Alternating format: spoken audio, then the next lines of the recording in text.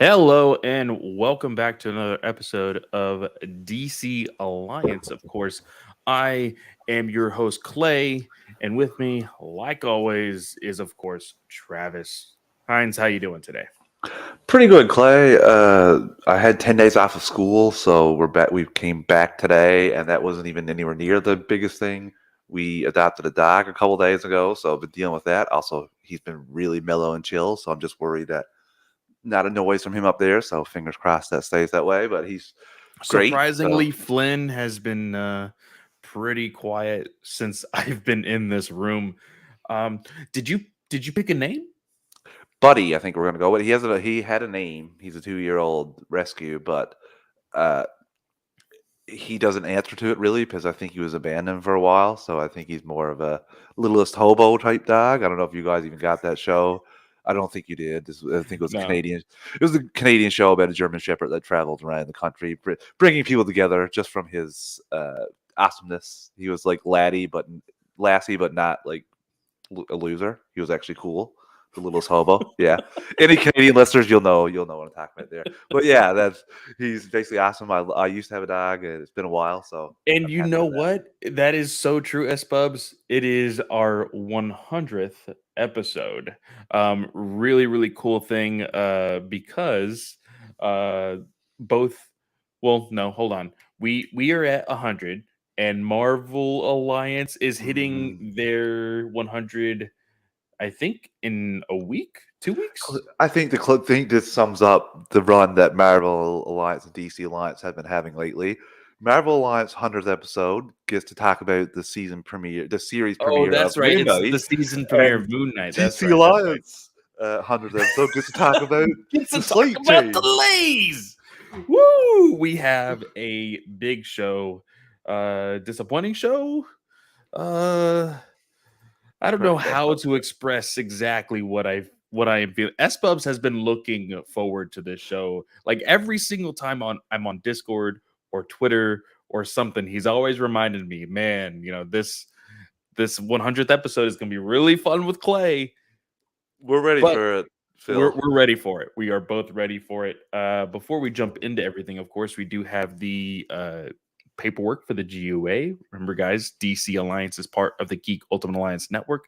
What that means is just we have a whole plethora of shows, 7 days a week, 8 shows on a weekly and a bi-weekly schedule. Of course, on that bi-weekly schedule, we have starting off is Sunday with a slice of film coming back in April. That's creeping up on us. Katie's coming back with two other hosts, Mark and Sarah.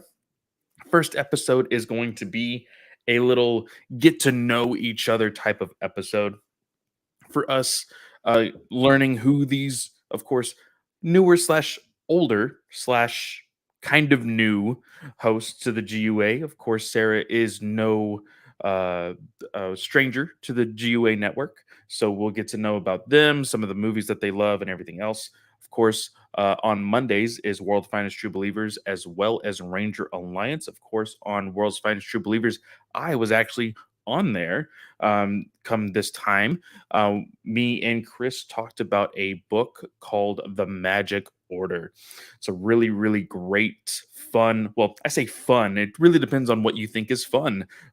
Type of comic. The best way I can describe it to people, it's Harry Potter meets The Sopranos. It's a really interesting read, very mature read as well. So just little FYI there. And then, of course, on Saturdays for our biweekly schedule is a walk through the multiverse with Joe. Joe recently did an episode with me and one of his D&D friends. We reviewed The Legends of Vox Machina, which is a Twitch show that basically has a whole bunch of voice actors playing D&D, and they adapted one of their campaigns into an actual show on Amazon Prime. Really fun show. Go check that out. Go check out our review. Really, really fun stuff. And then, of course, weekly is DC Alliance, superhero discussions, Star Wars Alliance, and Marvel Alliance.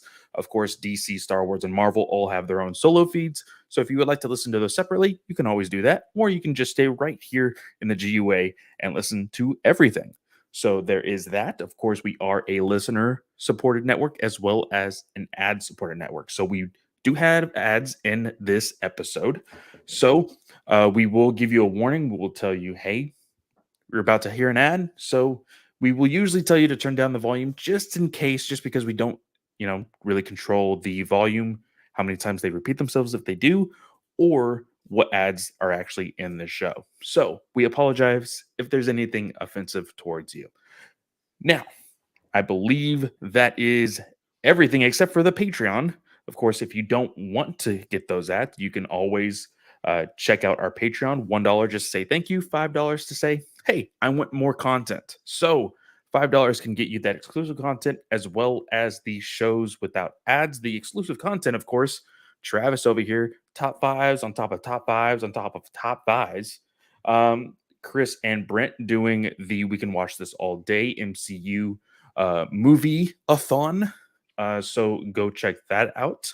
And then creeping up in April, me and the rest of the Ranger crew are going to be talking about the Power Rangers Cinematic Universe. Excuse me, coming up on Netflix. We're going to be talking about how they can modernize the costumes in regards to how every other cinematic superhero has had a really good modern costume. So, the 2017 movie was very as far as costumes. I still love the movie, but the costumes weren't great. So we're gonna, take what they did there, kind of look at all these other superhero films, and have a good discussion about it. So there's that. And then I believe in like a month, me and Snell are finally going to be able to finish the Batman 89 comic that is pretty close to ending. So we're going to be reviewing that last chapter. And Katie, of course, doing all of the canon and Legends Star Wars stuff over on Patreon as well. Now, that is everything. How do you want to go about this, bud? Where do you want to go first? Let's go and get the positive news out of the way first, which is we're going to give you, especially because of like our first ad break, we'll give you the Batman box office update first. That's where we'll go with this. And it actually kicked projections a little bit more than what it was on Sunday. So it came in with a domestic 67 million for a cumulative total of 239 domestic, 226.8 international for a total global of 465.8. So Clay, it's storming down the ramp of 500 million. Going to be released in China soon. I know the pre-sales weren't exactly like lighting the house on fire, but they're also, I'm pretty sure I read today that they're also experiencing a very big outburst. I think 15 million people are sent to get mandatory tests in the next couple of days for COVID there. So they had a major break. I want to say maybe Hong Kong. I think I'm not 100% sure now, but I was reading it yesterday. I'm not sure of the city, but so that may affect some of the sales there. But still, for the other like markets, this is great numbers. What do you think about how it's doing? I know, review aside, this is good for money making wise. It is good for money making. It does look like there is a possibility, or if just very obvious that our predictions are going to be steamrolled in the next 2 weeks, possibly, with how it's been tracking. So it looks good. We will see how everything goes so far. I think would you say that it's going to be coming up as for what's projected for the weekend, for this upcoming week? It didn't say what was projected for this upcoming weekend, but it did say that it's on track for possible, with the tracking numbers right now with the new updates, is on track for 900 million. It's possible. It's possible. Which it got to have some things break for it. Like obviously Morbius has to be trash and not do well. I'm trying to think of other movies. And also, I knew somebody was going to bring it up. I thought about changing my shirt. But yes, I am wearing a Captain America shirt. Yes. I was this close from changing my shirt just in case, but I was like, I'm too lazy. We got to have our weekly little tawny tidbit on Marvel. So there we go. We just got that out of the way right there. Actually, we will definitely be coming back to it when we get into our main topic because I have things to say as it pertains to both of those. But Clay, like I said, it's possible it opens up in China this Friday, and I'm super interested just to see how much money this is going to make. There's a lot of legs, but people are throwing out that 900 million like it's a guaranteed assumption. But if Morbius really does well, I think that may cut the legs out from under this movie for like extended period of time. I'm still not sure. I mean, I know we joke a lot about the marketing for Morbius, but honestly, from the corners that I'm a part of, because I feel like a lot of our Twitter feeds are majority, I cannot say that word tonight, are mostly the same. But I have a lot of people talking about it, and a lot of people like excited for Morbius. It's really weird, but I think it's more so the anticipation and confusion over where it stands in the timeline of whatever it's trying to be. Yeah, Yes, and if it's that's a not big thing Morbius, for me. it's Sonic 2. When I does honest Sonic come out? I'm not a Sonic Sonic. is like the very next week. I'm Okay, pretty well, sure. see, that's The if both of those are hits, that could really just suck the legs right out from under this movie because April 8th. people preach So about it's the very legs, next week. like with Wonder Woman, people preach about legs.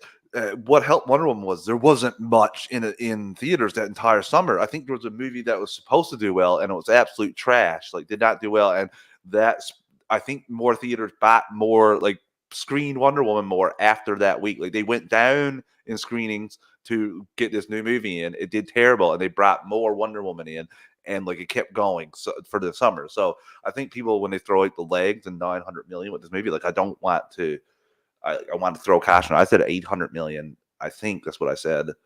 I I said just 750. so I So think those numbers aren't bad either, especially with the budget. no. Like and the pandemic, people got to realize like I went to the movie and it was limited capacity. Like less than half of the seats could be filled.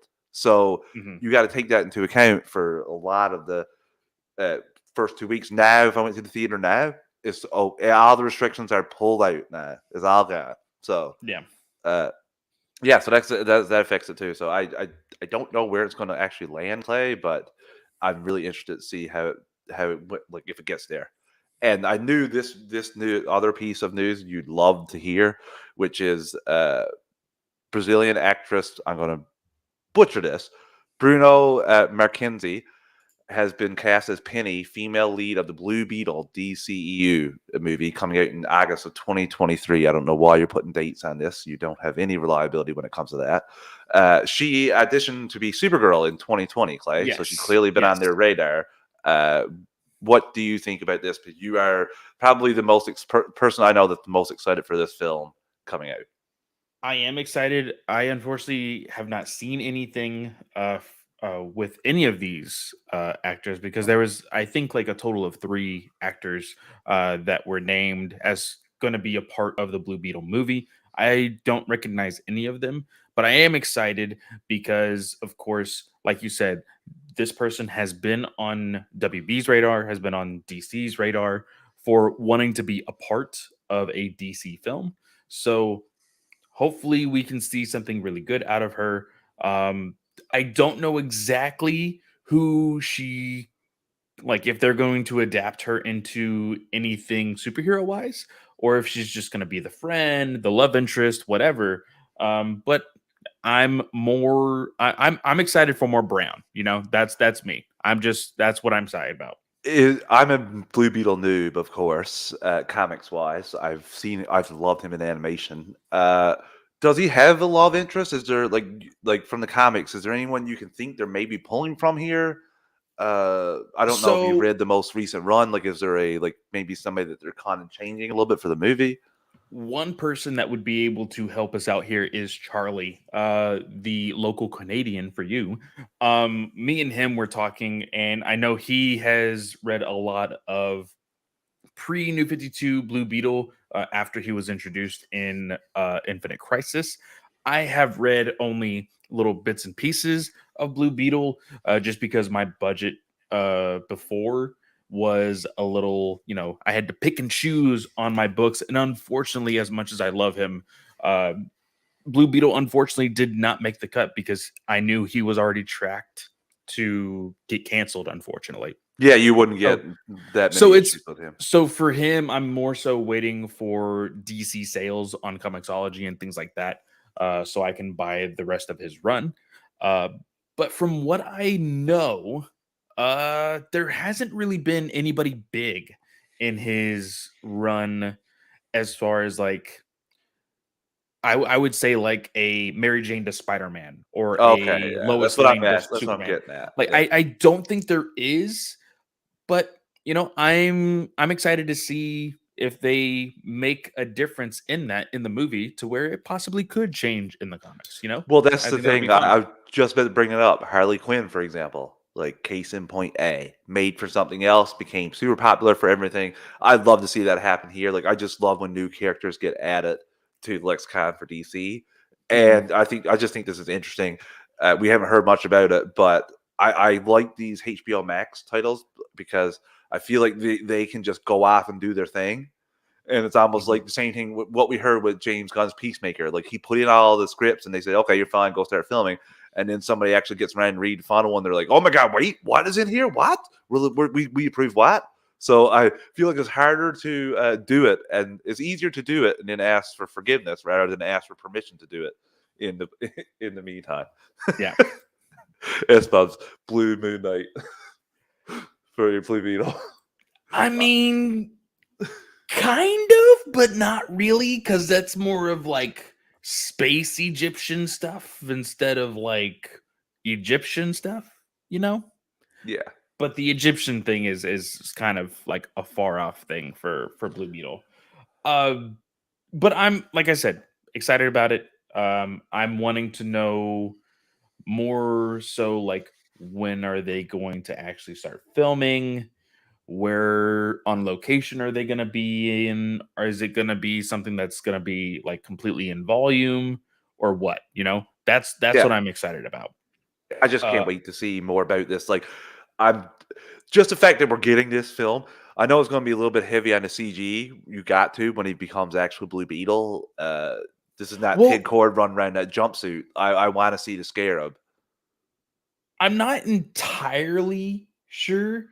Uh, if you have to be in like big into CGI, I know that, recently, well, Philip says, from what I understand, they're filming in Puerto Rico. Okay, very, Okay, very cool. awesome. Uh, I saw the concept art, resaw the concept art for what Blue Beetle is going to look like. Now, I know that if it's one thing that I know DC always does right, it's the costume. Yeah, So I'm not going to be too afraid of what that costume is going to look like. Now, I will say, I think what you can do is the combination of both practical and CGI. I think that the scarab suit is something that you can definitely do. Now, I have always said just act as though the Blue Beetle is the Iron Man of the DCEU. If you want to do the pajama suit mocap, you can. But I mean, even if you look at, I think it was Iron Man 1, they did a little more practical stuff than they started to do in like Iron Man 2 and then forward and forward. So, I mean, the big thing also is we all know this. DC has like been really big on cutting costs and making things efficient with the budgets that they're wanting to put out there. So I think that it is possible that if they want to work around a budget for this suit, it can happen. I can't remember the last time I had an issue with like a DC costume. I know like the DCCW, for example, but that is the kind of thing that's on a limited Well, budget that I understand. But the the Titans and stuff, everything looks DCCW isn't fantastic. really big for me as far as costumes. Like, I mean, it's network television, so you're Yeah, only that's going to what I mean. get You get a so much. pass. Yeah. Uh, but even I mean, the only sucky Titans costume has been Red Hood. Uh, but other than that, and that's more so because of the height of that one kid. Like the Uh, Aqualad, for example. Amazing. You see him for those, one episode and yeah. amazing. Like But I had no going issue with into costumes. Yeah. going into DCEU, the I think the biggest disappointment that we've ever had to deal with was Cheetah, but that was more so masked with like quick cuts. It was filmed at night, things like that. So And you that's really different couldn't see than it. you're making her into a cat, whereas you're just putting a suit of armor over Jaime. So it's not like, you know what I mean? It's not as jarring when you're looking at CG. You can do a like metallic like cover suit easier than you can make somebody look like a cheetah. Yeah, S Bubs is saying if it has Peacemaker tier CGI, then that's good. Of course, with Peacemaker's father in his suit. And then he also says Iron Man 1 is pretty much the only one that used the full suit at a lot of the time. And Which yeah, makes sense. The same thing in this. If there's a second and the third Blue Beetle, I assume they'll like cut down on cost because they'll have everything already figured out what they're going to do and now what they won't do next time. the only difference with that is you can't change the suit really. No, you Like can't. Like you can't get an like upgrade from the like suit. Yeah. every costume in every superhero movie usually gets an upgrade and you're like, oh man, that's a new suit, that's awesome, oh that's a new suit. The Scarab doesn't really change, and it never has changed. So that could be a good thing and a bad thing. And the only reason why I say a bad thing, good thing, because well, it saves on cost. You can you basically make it the first time on the first film, and that is your blueprint. That is the gold standard for Blue Beetle. Now, as far as the bad thing, I feel like kind of the general audience and some fans may get a little bored and be like, oh man, where's the new suit or whatever? It just doesn't work with Blue Beetle that way. Phil says, I think it's possible to see a legit costume for Blue Beetle. I don't think it'll be completely CGI.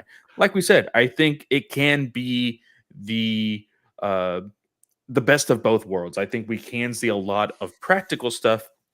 And then, of course, when dealing with weapons, flying and things like that, then you start to work with a little bit within that CGI realm of things. Yeah, that's actually what I was thinking too, Clay. I think that's probably the best route that it'll go. Now, who knows if they go that route? I'm going to give the director and the people playing the film the benefit of the doubt here. But I with that, I think that's basically it for Blue Beetle. And we're already going to be jumping into our main topic. So let's go ahead and do one ad break here, and we'll see how the rest of the show goes. But remember, guys, we don't choose the ads. We don't choose how many times they repeat themselves, if they do. And just lower that volume just a little bit, and we will be right back. And we are back. So,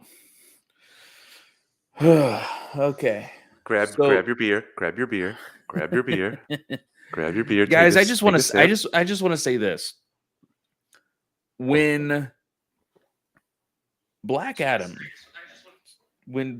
switched with Super Pets, it was a very odd thing when I saw it on my timeline. I was like, that's annoying because one, I'm not interested in Super Pets whatsoever. And I really wanted to see Black Adam. So a little annoyed, but okay. And then Twitter fucking imploded. It happened so fast. I don't like, I don't know where it started. I don't know who broke the news first. There were so many people just spewing out all of this information about the slate being changed. And I was like, okay, it's only Super Pets and Black Adam. People are freaking out. And then I started to see the verifieds start to push out the story. I saw the trade starting to push it out. And I swear to God, I was in my car with Abby and I was like, why? Why does this need to happen? We started on a good streak with a very good received Batman movie.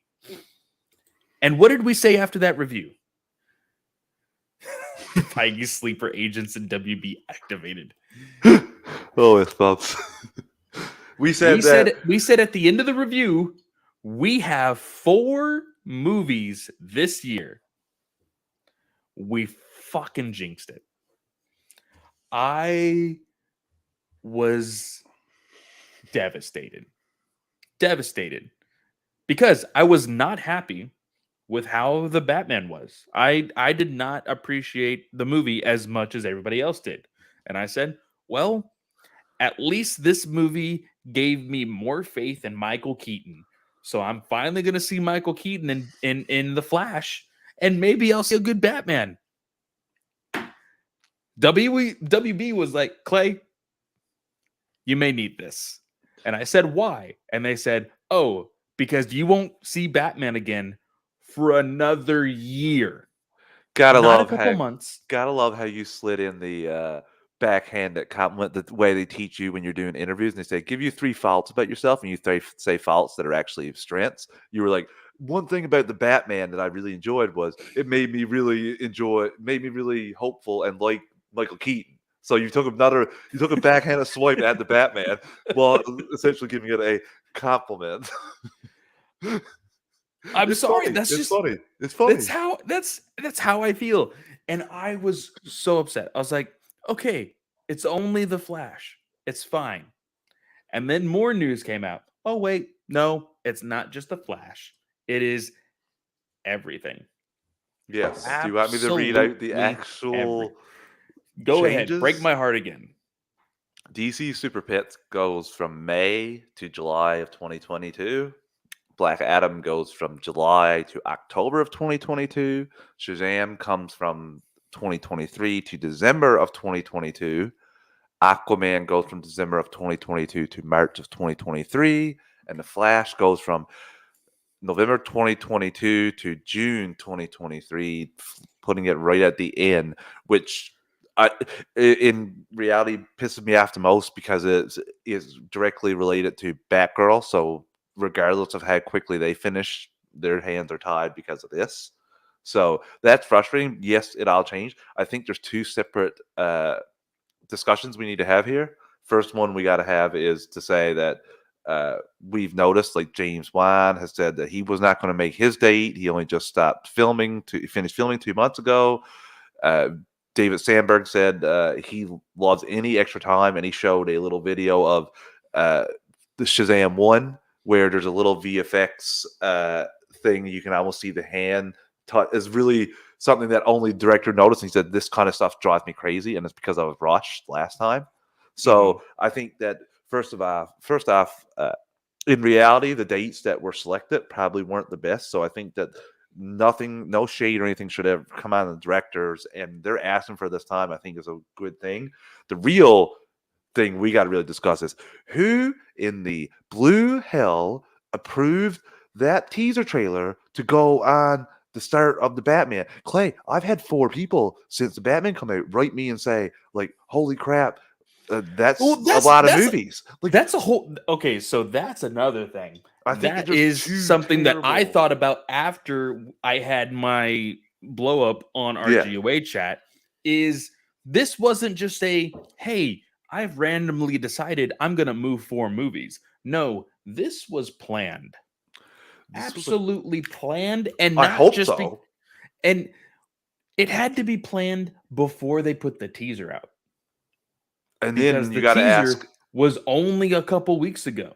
Then you got to ask, is someone putting out a teaser to make themselves look good? Because I don't want to say that there's a merger coming and like they're like, hey, look, we got all this wicked stuff coming out when you don't actually have it coming out on those dates. So like, not for any guys. I'm not saying I'm not even going to say the word because that's still lunacy. But I don't know, Clay. It absolutely makes 0 sense to me because, like you said, they have to know that there's going to be delays because it's only like 2 weeks ago the Batman came out, so they had to know that this was like we got this on here. We're going to delay the stuff in 2 weeks. If they don't, then there's so much more that needs to be because I see all these articles about people saying like you got to give these guys a chance now. They have a successful Batman, but if you're telling me that this shit show from same people that run and everything, then I'm sorry, but that guy should go in. Completely change how and bring in all the guys he wanted to bring in because that doesn't make any sense. Honestly, do you think they said, "Hey, let's put this teaser on here in case Batman doesn't do well"?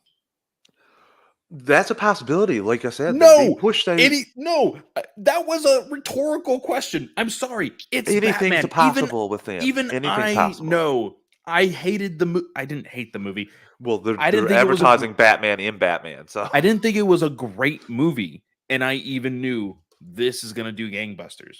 I just knew it. It's they Batman. don't know, People Clay. They don't. It's WB. bullshit. It's WB. I think they thought You it was can going to put a be. 3-hour movie of Batman literally shitting on somebody, and people will be like, "It's Batman," because people love Batman. Oh yeah, that That's worked just for Batman. Tell me how much that worked for Batman and Robin. Tell me how that story went. Because you just said that, and that's essentially what that movie is Batman taking a dump for 3 hours, and that didn't make bank. So it's that almost caused the Batman. franchise. That almost killed Batman. Batman had to go away for 8 years, never to be seen or heard from again because of that. So, like I said, I think they may be scarred by that, but I just don't understand marketing 101. That makes no sense to put that out if you know, but you had to know because 2 weeks. If this was a month later, I could understand maybe being like, oh, maybe they got, and also is essentially what the reasoning behind it is makes them look so stupid, Clay. Because the reasoning that we're given in the articles like Deadline is because the VFX houses are in overload. Yeah, I said 2 hour dump, sorry. But yeah, like during VFX overload, they can't handle it because essentially they're trying to do 2 years worth of work into one. Because you can't just Now, like and the here's year here's project. something I can be completely ignorant to the amount of work CGI takes. That's just me because I am not in it. But James Wan said in a Instagram DM, I believe. Facebook reply, I think it was. It looked like or Was it Instagram Facebook? reply. Okay. One was It, it. it some kind of mess. I mean, they both are owned by the same individual, so Yeah. it really doesn't matter.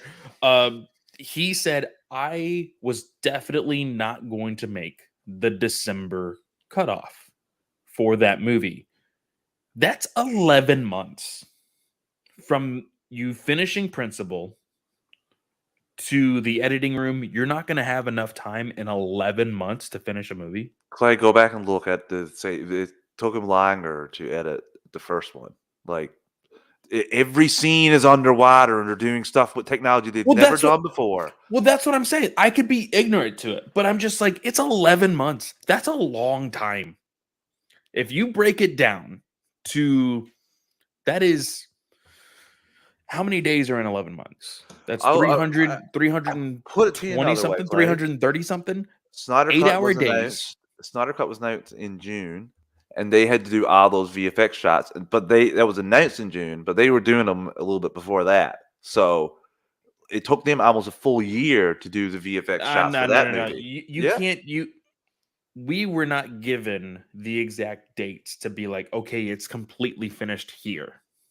You can't say that. Like, That's true too. Well, no, there is an interview he did just before the movie saying he just finished up the cut, just finished it, and it's in the can. And someone asked him like, "That does that feel cathartic?" To just tinkering with stuff, well, but if that's the case, I need somebody to find that date and then find when they announced it, which was June.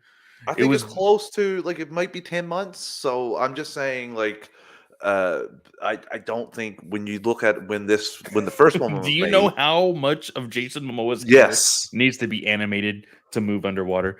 That is totally true. But it's again, I can be ignorant to it because I am not in it. Now, if we could have somebody that is in the whole CGI realm of VFX and Hollywood and stuff and tell me, hey, on a good day, this is where I can finish one scene and tell me how long that takes. Cool. Let me know because I just don't DM know. some. There's a co-host you have. I think it's yeah. There's a co-host you have for one of your podcasts that knows a guy in the industry. So Oh, that is true. get him That to is ask him. true. But I You know promise what? you I that this is the you case. keep talking. I'm legit going to dig him right now. But So Clay, like the VFX thing, that's what's frustrating to me because they had to know this. They had to know how much they were backed up. Maybe the VFX houses have not given them an update, but they should know that stuff. You need somebody on top of that stuff. And that stuff is frustrating because I'll bring it back to your shirt. This kind of shit, you see Marvel has done it in their MCU movies. They have pushed back release dates. It's happened. But see, They they don't put have out a teaser trailer saying when such and such and such and such and such and such are happening when well. they know I that feel like they that. don't I know feel it's in the like can.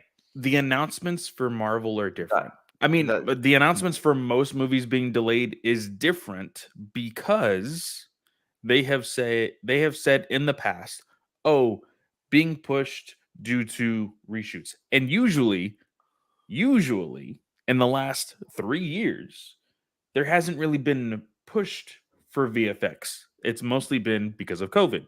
Hey, we're moving in this, we're moving here, changing the slate around, doing this and whatnot. The only thing that has now a legit like possibility of moving is the whole Black Panther thing with the Marvels. Now, what did SPOP say?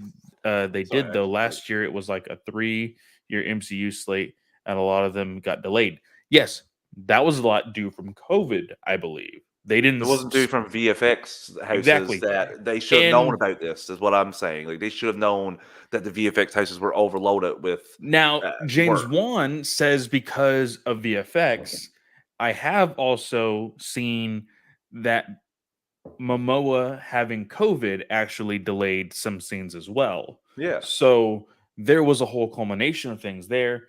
And I said this in the GUA chat. That's just with Aquaman, what we've talked about. The Flash. This movie has been in development, announced in development hell through 17 bajillion directors, and finally got a teaser last year. This movie has been in the works for 9 years. Clay, Black If it Adam's ain't been in the work. finished, throw it away. Okay, Negative Nancy's out in full force again right now because he No, hasn't even you're seen the about to say film. You you're hasn't about seen to the say film. you're about to say Black Adam has been in development for 17 years. Yeah, It's finished. yeah, and this is they're done they're done production. They're in post production now. The thing that people are frustrated. Like you want a interconnected DCU with heroes and villains and spectacle and powers. I realize now why you like Zack Snyder's DC film so much is because you get a lot of that stuff in those. The spectacle, the fantastical. They're tying everything together. So, unfortunately, if everything else has to move, then this has to move. So Now they change some things around in their slots because we'll talk about this because like Phil talked about up a little bit hard in the chat when he said let me just find this here. Hold on, Phil, because it was a really good point. He said, "Do delay suck? Yes. Was DC's slate a little jam packed? Maybe. I will say Black Adam and Shazam. This is the point I want to touch on. I will say Black Adam and Shazam hitting the holidays is great synergy, and I think that having two of those films, we've heard that Black Adam's doing a bit of reshoots as well. I've seen those tweets. I'm not sure if that's 100% accurate, but maybe they're tying the two together a little bit more than because I think that should have been tied together from the start. Like okay, to have well two of those together. I got two things from this that could go really big into our conversation. For one, do you believe this is a great excuse to fix the timeline? And the reason why I say fix the timeline is no, not because of Barry, but the way the movies were being released. The Flash was going to be first after Black Adam. Then it was going to be your other DCEU films. And the only one that would have been like post the Flash, as far as timeline, as far as we know, was supposed to be Batgirl. Yeah, which made Now, sense because Keaton was in that. So yes, you saw him in his first appearance in the Flash. His second appearance would obviously be Batgirl. Yeah. but now they have now moved everything to where the Flash is the last one. That's an interesting point, but I don't know if you would have those 4 movies and then reset everything. Wouldn't you reset everything and then put those 4 movies on the path? No, because this finishes one timeline and the Flashpoint movie resets everything. With the Yeah, very next movie being your point of origin with Batgirl showing Keaton and a little bit of his origins, because we know there's going to be Yeah, a but those two were flashback scene always with Gordon. connected. Those two were always connected anyway. So you could have those things were always going to be done. I don't know if Yes, the but whole. timeline wise, it makes sense. Yeah, I'm just saying, what does that do to those four films? Like, I don't think that affects them if they were ahead of it or behind it. I don't think that their adventures or their films would do anything differently. I don't think so. I could be wrong, but like, I don't think that No, those films but would be any different. think of it this way. Think of it this way. Because Shazam and Aquaman and everything else were really getting written and in production before Muschietti really got a hold of the Flash. I'm pretty sure those films didn't really have to play along with what Flashpoint was doing. They could have Uh, just played along with their own individual films. well, Correct? Aquaman 2 was not finished until after Flash. So they had to know what was going No, on with, like, they didn't have to but know, but as far as because the writing process has to happen before the filming process. yeah, oh yeah. Just because they caught up to each other doesn't mean Well, anything.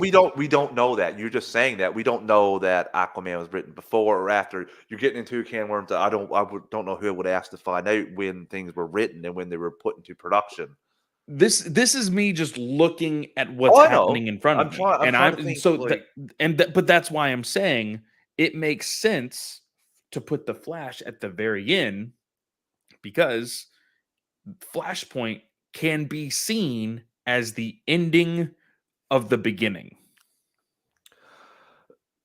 yes, I agree with you, and to change some storylines, but I don't know. I feel like it would be used grander than that. Like, you're not going to change anything about the Rock or like Black Adam or Shazam, like anything about those characters from what Barry's adventure. I'm saying, like, will Barry's adventure affect anything? Like, will it Yes, make what? because we've heard that they are going to be. We've heard two things that are very major in the DCEU. One, it's still rumored that Barry is basically going to erase, quote unquote, majority of the films that happened before, aka the Snyder films. Those are rumored to be erased. If this is one big major timeline of the DCEU, erasing anything is going to affect anything. That's what the whole point of Flashpoint is. I know. I'm just So, saying, like, I don't understand. Like, Aquaman was filmed and done, and now you switch to Flash. So I don't know what the switch would do unless you're reshooting some things with or rewriting some things with all the other movies, which we have not been told. That's why, like, if we were told that, well, then I would say, they're yeah, not that going to makes tell sense. us that. They're Well, not going to tell us that. Same thing with when we they just got reboot in comics. we They're just going got to say, well, Clay. We get we just tweets got about what? it. We got tweets about Black Adam going into reshoots because of this change. So going in and doing some reshoots Well, because of this. n- I don't know how credible those sources are, but that's no different than sources with the rumor you were but saying that's before. even if that's the truth, it helps my understanding of how this is all going down. I don't know. Like I said, I don't understand where Flash is already finished filming, done in the can, in post, and then you're moving it around. I don't know how that, like, you're taking it. I don't know how that affects Aquaman when both Aquaman and Flash are both done, When you finished filming. change time, it changes everything. No, I'm just saying, I don't know how that affects Aquaman's story when his story first was supposed to be after Flashpoint was over. And that was Has that been confirmed that Aquaman okay, we 2 don't know is in a the definite? timeline. We don't know when any of That's these what I'm films. saying, Yeah, but though. Clay, you That's can what say I'm that. saying. Yeah, that's Travis, just open up. I know that's what you're saying, but that does. There's no any. I can't see anything to confirm that. That's just a wild theory because of why they switched it. I think the moving of the actual release dates to the point where Flash is last is evidence enough. When not, I need to see some reshoots or something for that first because I need to see You need something. reshoots for the Flash. I need reshoots for something for your thing to say that this affects all the other films when you're switching them around. I just don't think when they're all finished filming, they're all done filming. If some of these weren't done, I would agree with you. But where they're all finished and in the can, and just they're in post production, different degrees of post production for different movies, I don't think switching it around means diddly squat. Only this one's more heavy VFX than this one. The only thing that I know for sure is Batgirl is directly tied to the Flash. I don't know. anything about anything And else. you don't think any of these other movies are directly tied to the Flash? I don't know. They could be, but they couldn't be. I don't know if you're going to tell The Rock, hey, yeah, everything you do in this movie, some of this could be erased, some of it could be different after the Flash goes back in time. Like, I don't think they're even worrying about Hey, this. The when they're Rock, filming by this the way, stuff. you're gonna get a paycheck that says you have another movie. Is that He's okay? gonna he That's put like, it in his giant vault with the 5 or 6 movies. He doesn't need the DC. That's the thing that people don't realize. Most of these actors do need a superhero. The Rock doesn't need the superhero role because he has 5 or 6 films a year. then doing the why exact would same it role. matter if it gets changed or not? No, If he doesn't need it. just saying, Clay. You're running into a corner when you're at the very last minute trying to audible to connect all these, when you let all these filmmakers go and tell all these stories by themselves without having to affect it. Like, if I But hear it doesn't things, need to. That's what I keep trying to tell you.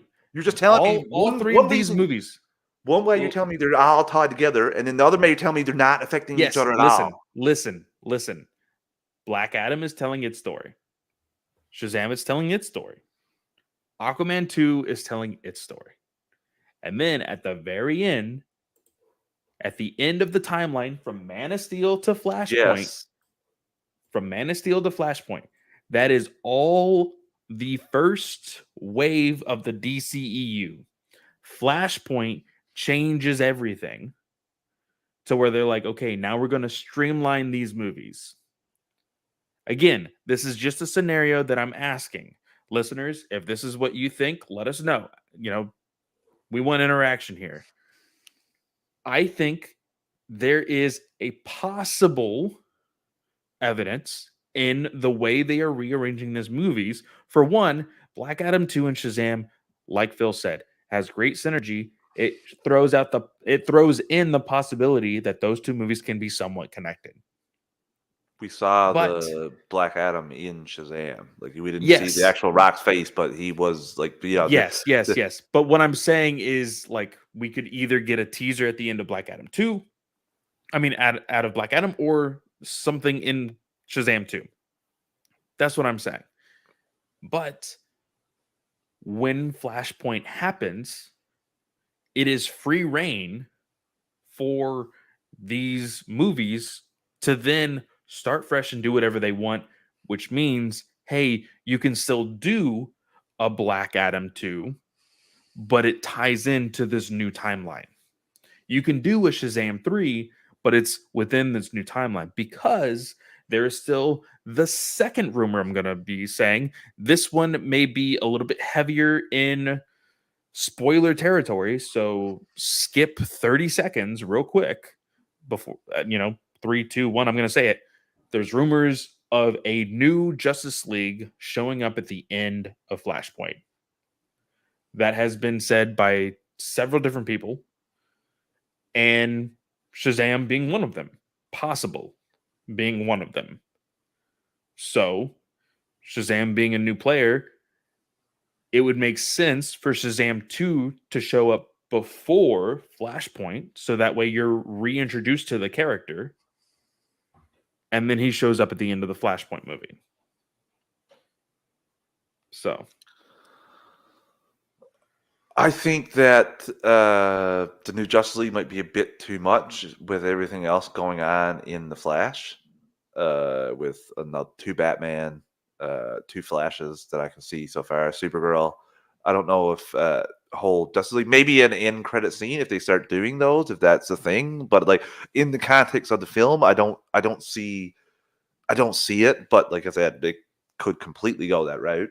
I don't know. I think Shazam and Black Adam being close together and before Flash says more about to them tied together than it does about Shazam showing up in a like Justice League, second version of the Justice League in the Flash movie. I think it says a lot more about these two characters going to be connected, and we will get a scene or two either post credits or in a movie type thing that ties these two together.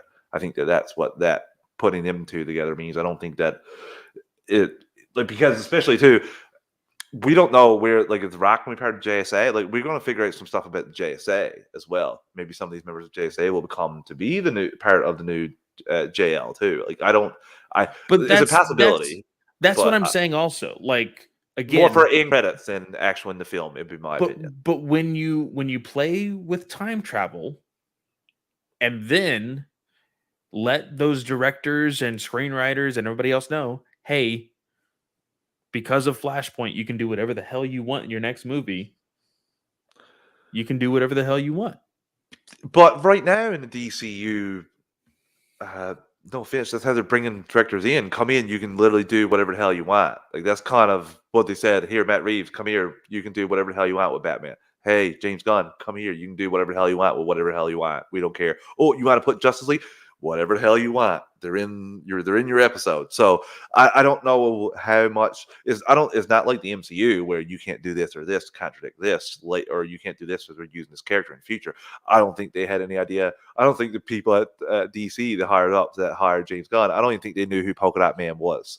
So to say like we have plans for him, I like they don't have a guy for that. So I don't know how constrictive it is. I feel like if they go the plan that you're talking about here, it will start to be constrictive. Like that's the thing that's brutal about Batgirl play. And when you do this sort of thing, this connective storytelling, you tie into like this is the way we have to push back all these movies because these movies connect to this movie. So that's one thing I did like about DC, where they would have various like just one-offs, or even the Suicide Squad, for example. If you're familiar with the greater DCU, it's great, but that can stand out on its own. So I enjoy those tales too. But I also it's really tough. I want my cake and I want to eat it too. I want to have that experience that you're talking about with the fully connected DCU. But I also wouldn't mind having these one-off stories that aren't beholden to any like timeline. So as for JL, I'm up for JL too. Like I'm not going to be like this stupid is not what Zack Snyder. Well, because here's the thing. Like I'll take anything and take an open mind with it. WB wants the MCU money. We've talked about this before. Oh my god, everybody does. They want their streamline of movies. They want everything connected. What did Universal? Remember Universal's monster movie? They wanted the MCU money, and crashed and burned. But that's what I mean. I'm saying Flashpoint is their literal ticket to do this, or at least start off to. And how well you think that's going to work out for Clay if they have another fresh start? I laugh before you put a teaser trailer in front of the bat, put the things off the track. I'm just saying, this is something that I've talked to several people about this. When you say Flashpoint, you're 100% right. That's the opportunity to fresh start, reset with things changed that you don't know. They want Aquaman Bank over and over and over again. Yes. Yeah. So I think there's a possibility of it. Now, I've seen WB fumble without even knowing that there was a ball. So like it may possibly crash and burn. So it's just an idea. I saw the slate and I saw Flash now being the last film, and I said, this technically makes sense now because everything before was announced really before Flash got a definite release date.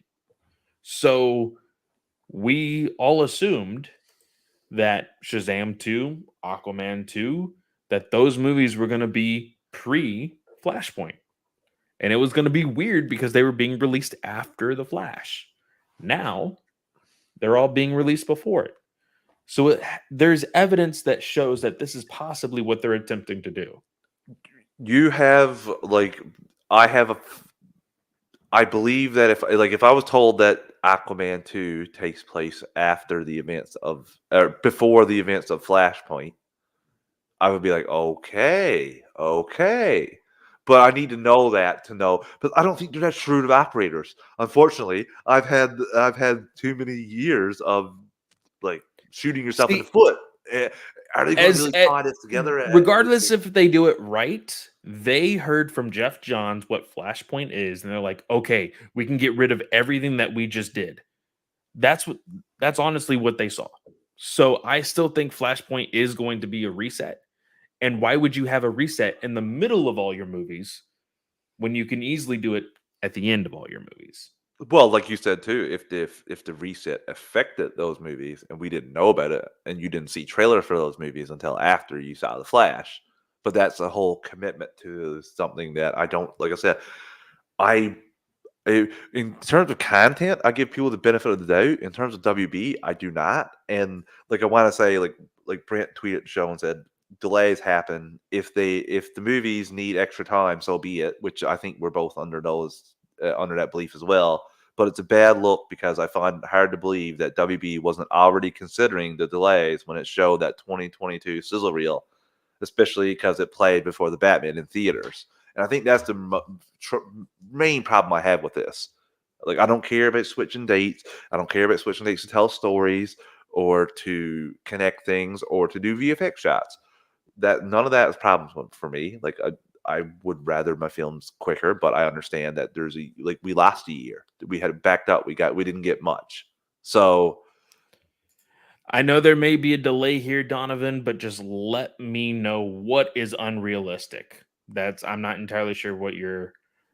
Is it unrealistic to want Aquaman money over and over and over again? Because I mean that's $1 billion.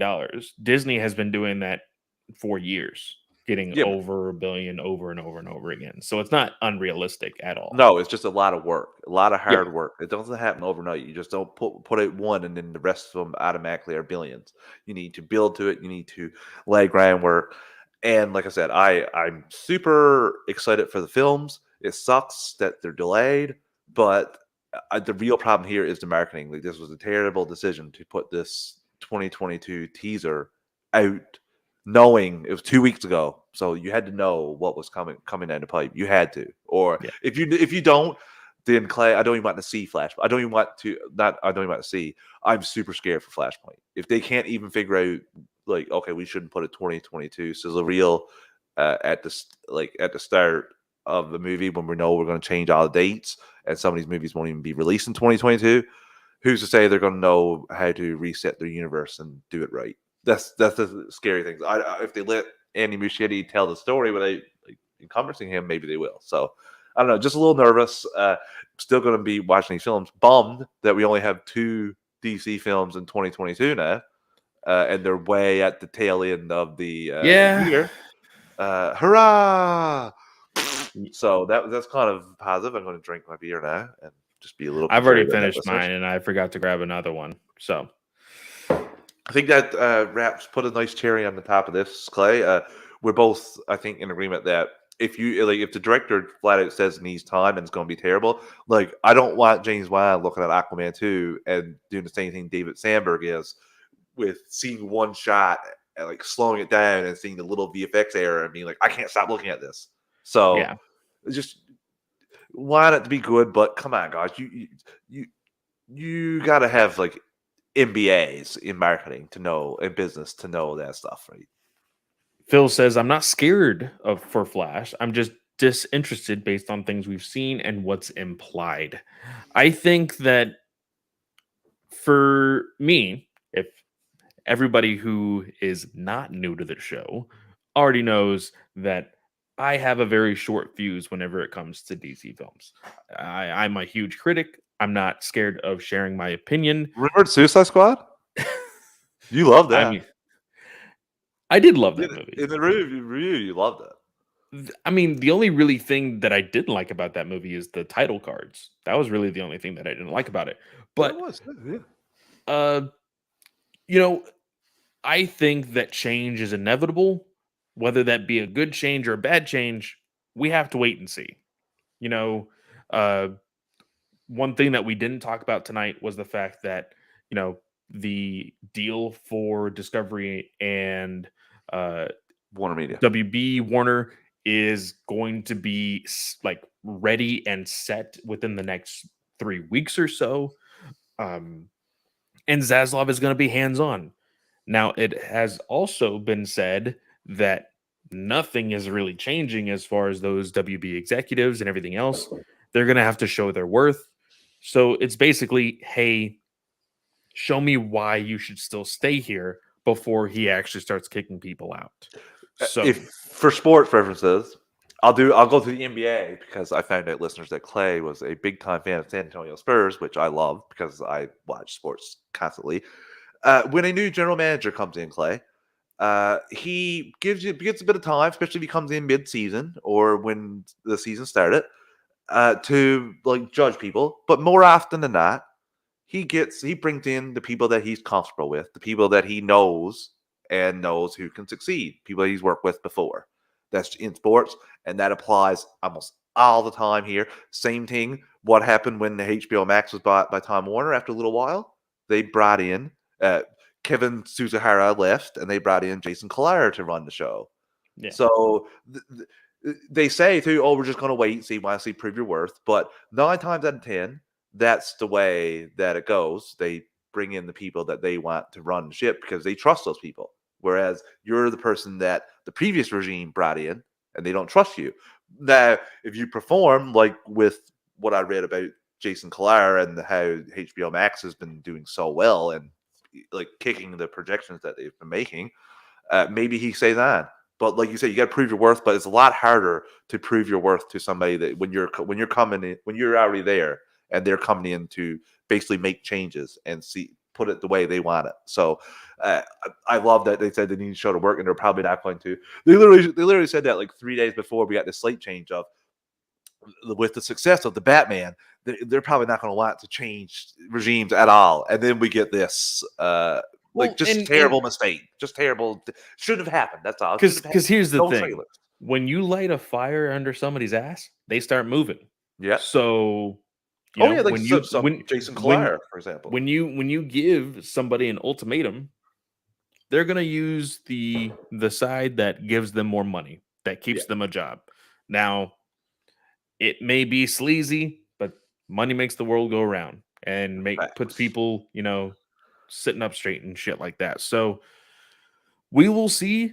The people who don't deserve to be there won't be there after a while, and we'll just see how this thing evolves. Now, whoever made the decision to put that teaser in front of the Batman and knew that this was coming, I really hope they get some sort of reprimand for this, because it's just terrible. Like a first year business student wouldn't do this. Like I just don't understand that. Like if you gave them the numbers here, oh, we're going to put this out, and then we're going to change this. We know this is happening.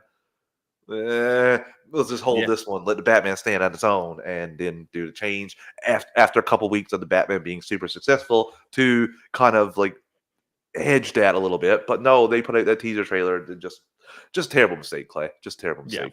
Yeah. Well, that is it for our show tonight. Thank everybody who actually was here tonight. The comments were bumping tonight. Thank you all for being here. For those of you who are listening in podcast form, you can always join us. I put it right there in the show notes. We are live every Monday night at 9 p.m. Eastern Standard Time. So come check us out.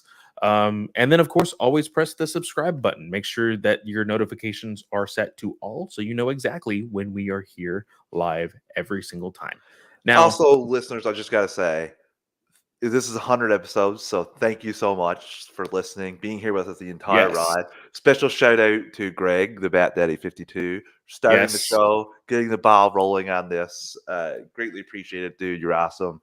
And like I said, same thing with GUA, pumping the show. All the other co-hosts, anybody that came on to fill roles. I feel proud. I'm proud of myself for not completely exploding this episode. You were. I was like, tame. I was tame. The beer. That's what I'm saying. You were shockingly. Also, I feel like if this news came out like today, like if this was last Monday, this news came out and we had to do an episode. That would have been different. That would have been different. Our GUA chat was essentially Elmo, that gif of Elmo going, "Kill it with fire." That was Clay. He was ready to burn everything down. It was hilarious. I loved our chat. So so of course you can always find me at Fanboy Clay on Twitter. Go check out the bio. You can find the link tree to all of the shows that I host, that including DC Alliance, Batman News Weekly, Ranger Alliance, and of course Star Wars Alliance. And there's a little bit of news there that we're going to be talking about very heavily on Wednesday. So go check all of that out. Heinz, where can they find you? They can find me not crying about Star Wars scenes that were cut Excuse me. You can find me on Twitter at Travis_156. You can drop me a line. We can chat about DC anytime. I also host superhero discussions on the network. Going to be doing 2 more episodes of Spectacular Spider-Man because we finally got a little bit of news a couple days ago that Young Justice is coming out on the 31st, the very last day of March. Way to fit that right in there, saying March and then just sticking it on the end. So we'll be back to reviews for that in a couple weeks. But while that happens, we're still doing Spectacular Spider-Man. All right. Well, with that, see you guys. Well, I guess technically this Wednesday. Wednesday talking about Superman and Lois. See you then. Later, everyone.